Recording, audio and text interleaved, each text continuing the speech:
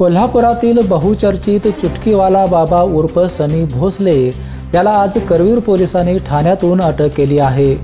गेल्या 4 दिवसांपासून तो पोलिसांना चकवा देत वाई, सातारा आणि मुंबईमध्ये फिरत होता।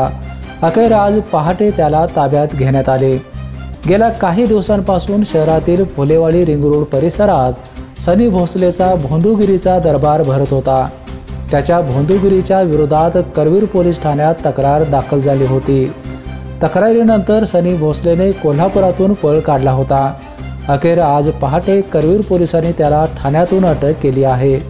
न्यायालयाने त्याला 5 दिवसांची पोलीस कोठडी सुनावली आहे। करवीर पोलीस ठाणे येथे 19 नोव्हेंबर रोजी महाराष्ट्र नरबळी आणि जादूटोणाचा जो एक कायदा आहे त्या कायद्याअंतर्गत एक गुन्हा दाखल झालेला आहे। त्या गुन्ह्यामध्ये सनी भोसले नावाचा हा जो भोंदू बाबा होता, त्यानं फिर्यादी गणेश काटकर यांची फसवणूक केलेली होती, त्यांना त्रास दिलेला होता। सदर भोंदूगिरीमध्ये अनेक आघोरी प्रकार करण्यात आलेले होते। अशी सदर फिर्यादीची माहिती मिळताच PSI सपाटे आणि टीम या अनुषंगाने आम्ही तपास कामी या भोंदू बाबांच्या जिथं त्यांचा जो काय उद्योग चालत होता अशा ठिकाणी जाऊन तिथं काय काय जे साहित्य होतं ते ताब्यात घेतलं, जप्त केलं।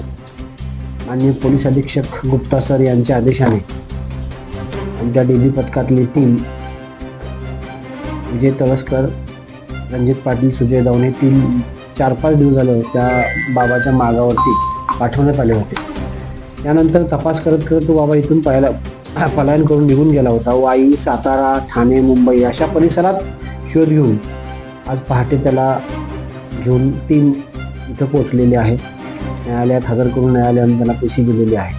अटकेनंतर चुटकीवाला बाबाचे अनेक आर्थिक गैरव्यवहार आणि महिलांचे शोषण उघडकीस येण्याची शक्यता आहे। वेतनसाठी कोल्हापूरहून विजय यशपुत्त।